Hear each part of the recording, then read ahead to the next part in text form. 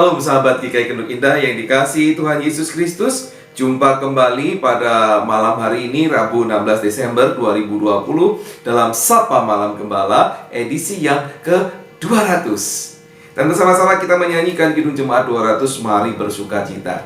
Ketika menyanyi di awal-awal, saya merasa ada kesejaran ya. Waktu Paskah itu ada sukacita, dan saat ini bulan Desember ini ada sukacita. Sukacita tetapi berbeda perayaannya. Dalam lagu ini sukacita karena kebangkitan, kelahiran yang baru. Dan di masa-masa ini, di masa Desember ini, kita merayakan kelahiran pertama, Natal. Tetap bagaimanapun kita bersukacita karena punya Allah yang berkarya luar biasa dalam kehidupan kita. Mari kita bersyukur dan mari kita persiapkan diri untuk menyambut firman Tuhan di malam hari ini juga dengan syukur. Kita berdoa. Ya Tuhan Allah pengasih, kami bersyukur karena di dalam waktu yang sama kami boleh merasakan suasana sukacita, bukan duka cita. Ada Natal dan juga ada kebangkitan. Dan bela ini juga menguatkan saudara-saudara kami yang orang-orang dikasihnya pulang ke rumahmu. Karena dari sisi duka, di sisi yang lain sebetulnya ada sukacita. Karena ada kebangkitan dan kemenangan di dalam Tuhan. Tolong kami untuk mempersiapkan diri menyambut firman-Mu di malam hari ini. Berfirmanlah, kami rindu untuk melakukan firman-Mu. Di dalam Tuhan Yesus Kristus. Amin. Sahabat GKI Kenduk Indah yang dikasihi Tuhan Yesus Kristus, pada malam hari ini tema kita adalah wewangian, ya. Dan kita membaca dari Keluaran pasal 30, ya. Keluaran pasal 30 ayat 1 sampai dengan 10 mengenai mezbah pembakaran ukupan. Demikian judul dari Lembaga Alkitab Indonesia. Saya bacakan demikian. Haruslah kau buat mezbah, tempat pembakaran ukupan. Haruslah kau buat itu dari kayu penaga, sehasta panjangnya dan sehasta lebarnya, sehingga menjadi 4 persegi. Tetapi haruslah 2 hasta tingginya. Tanduk-tanduknya haruslah seiras dengan mezbah itu. Haruslah kau salut itu dengan emas murni, bidang atasnya, dan bidang-bidang sisinya sekelilingnya, serta tanduk-tanduknya. Haruslah kau buat bingkai emas sekelilingnya. Mirip ya dengan mezbah yang lain. Haruslah kau buat 2 gelang emas untuk mezbah itu di bawah bingkainya. Pada kedua rusuknya haruslah kau buat gelang itu. Pada kedua bidang sisinya, dan haruslah gelang itu menjadi tempat memasukkan kayu pengusung, supaya dengan itu mezbah dapat diangkut. Haruslah kau buat kayu pengusung itu dari kayu penaga, dan kau salutlah dengan emas. Haruslah kau taruh tempat pembakaran itu di depan tabir penutup tabut hukum, di depan tutup pendamaian yang di atas loh hukum, di mana aku akan bertemu dengan engkau. Di atasnya haruslah Harun membakar ukupan dari wangi-wangian tiap-tiap pagi. Apabila ia membersihkan lampu-lampu, haruslah ia membakarnya.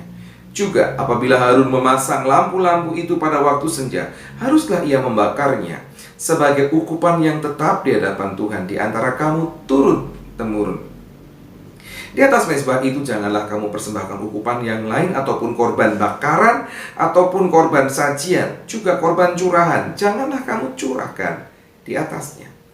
Sekali setahun haruslah Harun mengadakan pendamaian di atas tanduk-tanduknya dengan darah korban penghapus dosa pembawa pendamaian. Haruslah ia sekali setahun mengadakan pendamaian bagi mezbah itu di antara kamu turun-temurun. Itulah barang maha kudus bagi Tuhan. Demikian firman Tuhan. Yang berbahagia adalah mereka yang setia mendengarkan firman Tuhan dan yang memeliharanya di dalam kehidupan hari lepas hari.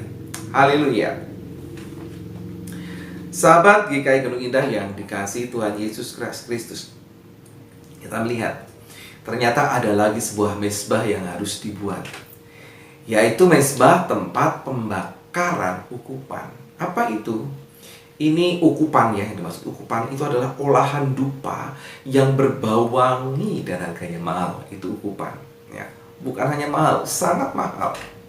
Dan mezbah ini kemudian setelah jadi dan diberikan ukupan yang dibakar itu, dia ditempatkan di depan tabir penutup tabut hukum ya. Di depan tutup pendamaian yang sudah kita ketahui itu adalah tempat yang dipilih oleh Tuhan untuk berjumpa dengan Musa ataupun berjumpa dengan imam besar yang bertugas untuk menyampaikan firman-Nya. Nah, jadi ada sebuah harum wangi-wangian ukupan ini yang menjadi pengantar dari firman Tuhan yang disampaikan. Dan kemudian mezbah itu disebut juga sebagai barang maha kudus, di mana setiap hari imam besar harus membakar ukupan di pagi dan petang. Apa sih maknanya? Nah, sekali lagi kita bicara soal mezbah. Mezbah itu adalah tempat mempersembahkan sesuatu. Dan yang kali ini dipersembahkan adalah sesuatu yang baunya wangi, berbau harum.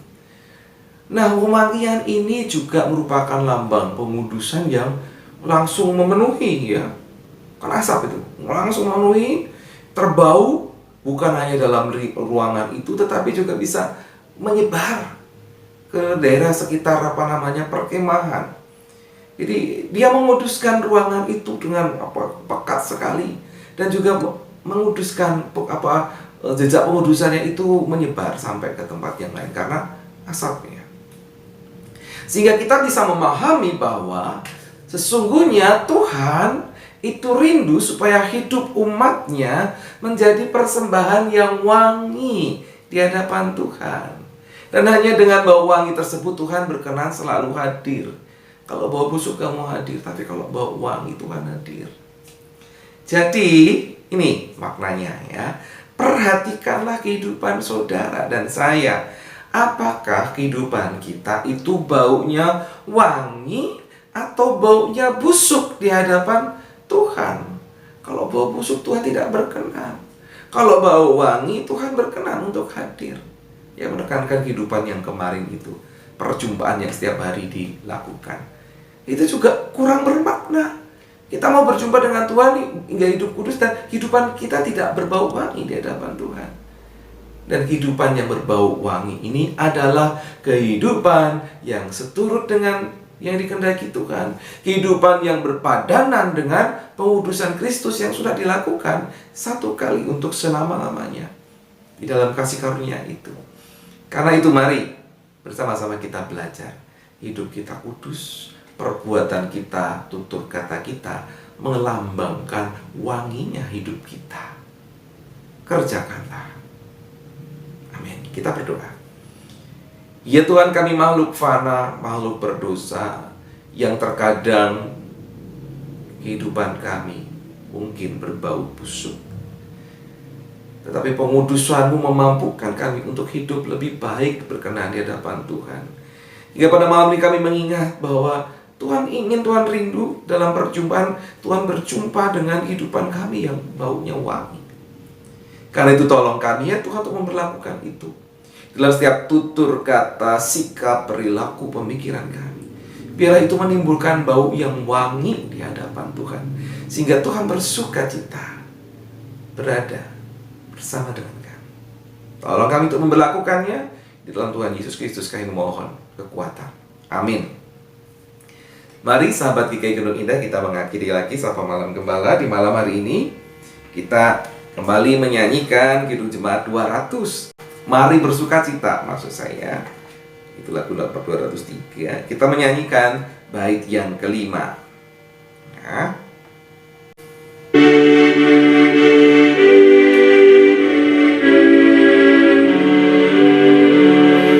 Rajaku sudah masuk kemuliaannya,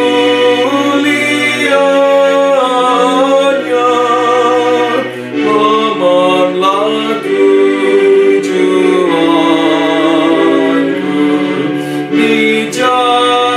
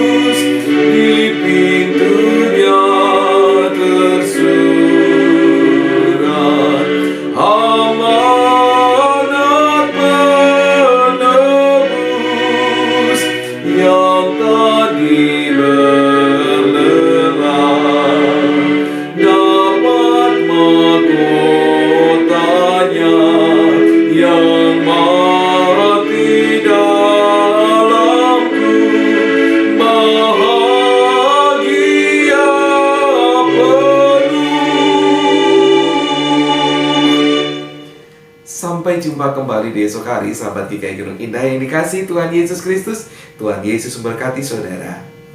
Amin.